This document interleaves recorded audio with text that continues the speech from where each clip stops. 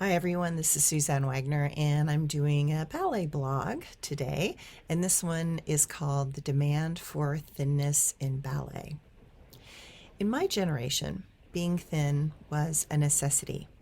While dancing is an art that can burn a ton of calories quickly, the mental and emotional stresses can take a toll in a variety of ways. Dancers are high-stress, thoroughbred racehorses. We are high-strung, nervous, perfectionistic, and see fault in everything we do. You add to it that one lives constantly staring in a mirror. And that mirror is not like the fairy tale of Snow White's stepmother when she incessantly asks, "Mirror, mirror on the wall, who's the fairest of them all?"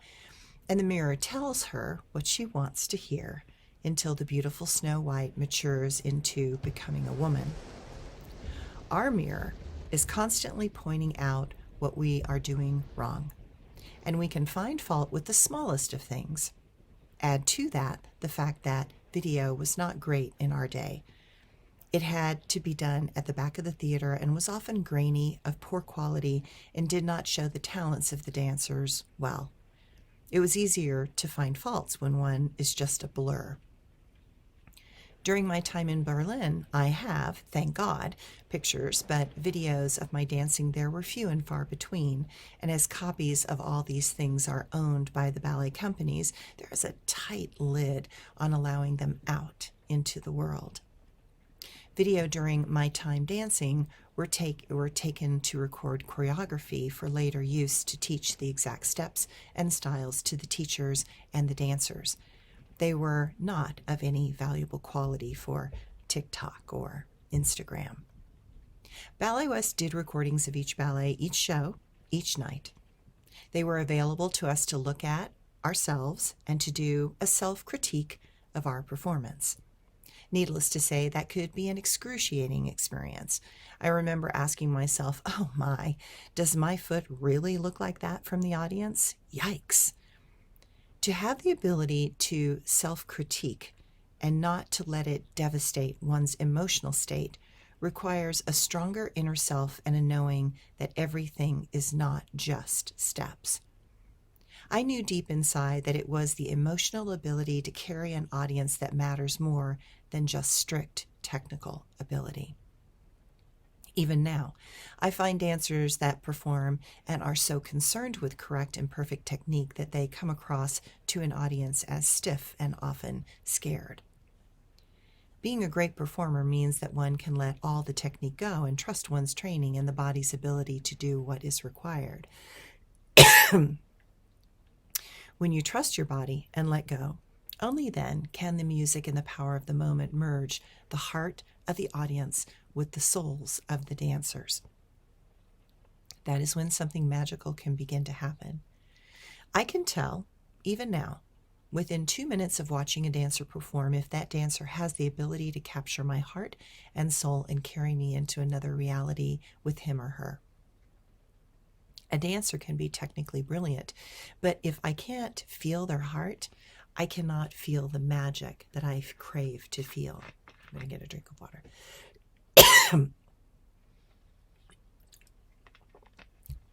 Then that dancer actually makes me nervous because I feel their underlying fears and insecurities. Then I get tight inside and my breathing becomes shallow just watching them, and that is an unpleasant sensation for me. All the great stars that I have worked with, whether they were in the orchestra, the ballet, or the opera, all had the ability to transport me in those moments beyond my own petty life and into the world that they were embodying, inhabiting, and that together we were co-creating. That is what excites me. That is why I go to the theater. But ballet requires a tremendous attention to lines, angles, details, and a type of sinewed tension that moves emotions, thoughts, feelings, and passions through the fibers of the muscles. To do that effectively, the beauty of the muscles must go through the tights, costumes, and unitards. And that requires a low body fat level, and to do that, one has to be almost constantly aware of the slightest changes in weight. I was one of those dancers that if I weighed myself, I actually gained weight. It caused me to worry and fret so much that a type of mental tension and anxiety would cause me to eat more out of nervousness. I did better if I just looked in the mirror honestly. I did better if I would eat. There were dancers that were eaters with me. That was a relief to me to be with them because we needed to eat. Some dancers learned so much personal mental self-control that their secret that they told me was to eat a half a grapefruit in the morning with a cup of coffee with 1 drop of milk in it. Then lunch, the same thing, and dinner, some small bowl of soup. To me, that felt insane. I would die from the lack of food, calories, and putting that much pressure on the level of mental control over my food. Such a diet would cause dancers to break physically under the pressure. They would get injured more, they would get sick more frequently, and the toll on their body over time made them seem to age more rapidly, getting wrinkles early, and skin sagging because of the lack of proper diet. As I have said in earlier blogs on the ballet world at SAB, we did not have a word for anorexia in my early years. Certain ballet companies, because of directors and ballet mistresses, were brutal in demanding a certain level of thinness. The Berlin Ballet did not harp on weight, but there were a number of dancers that were clearly bulimic, as I would unfortunately hear them in the bathroom after eating lunch or before a show, vomiting in the stalls. And there was one young German girl that was clearly full-blown anorexic that almost died and looked like something from a concentration camp. It was terrifying for me at the time. There is nothing scarier than being in Berlin after World War II with the history of concentration camps and seeing a dancer you know go up to a bakery, stare in the window, desperately hungry and dying literally for a sweet, but then to watch their mind talk them out of going in, only for them to walk around the block and repeat the whole process over and over again. Even then, I wondered if this behavior was some form of schizophrenia because clearly there was a conversation going on in the person's head between opposing parts that were telling them to eat and then telling them to not eat. Ballet West, there was a much stronger, unspoken, telepathic agreement to be thin. I think that it started in the earlier years of the Utah Ballet, and some of the older teachers at the university that I heard were requiring dancers to weigh in order to be in class. Such a behavior was shocking to me, and I'm afraid in certain circles it will still be going on. Fortunately, I have had some healthy reflections of dancers that maintained their weight and did so with the drive to be healthier, and they understood that while thin is good, getting injured because of not taking care of the body to them and me was not worth the risk. I saw my body as a temple, and if I did not give it what it needed to perform at its best, then I was at fault for failing my body.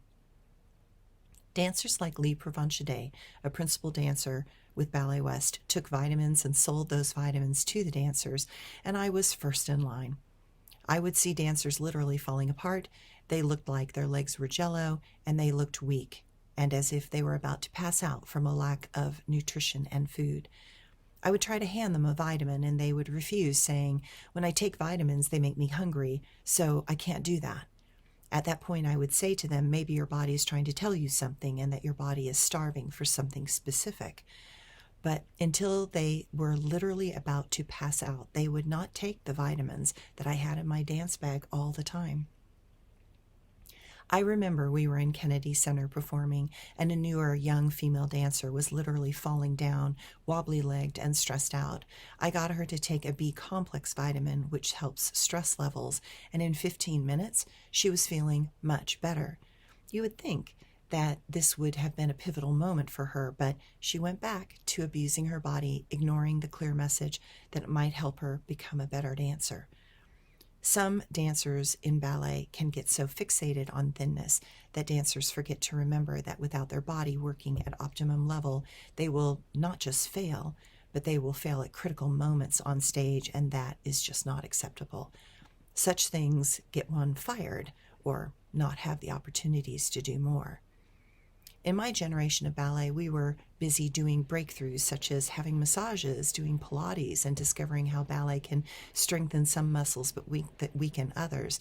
We were in the generation where dancers were discovering the value of cross training and working to strengthen our core, deeper inner muscles to help us be stronger rather than just focus on extreme flexibility, which can cause overstretching and weakening of critical muscle groups that then would fail, causing injuries.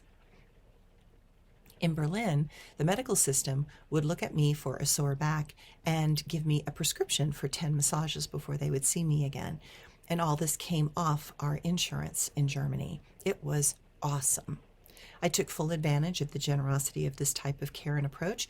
Because of that, it was in Berlin where I first started becoming interested in massage therapy and healing techniques, which would become my transition out of ballet.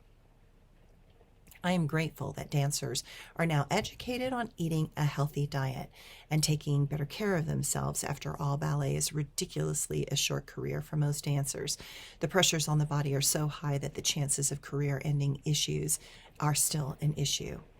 In the mental and emotional stresses of performing and the pressure we put on ourselves during performances is off the charts, and many dancers retire because they know that as much as they love ballet, they know that continuing to do it will kill them.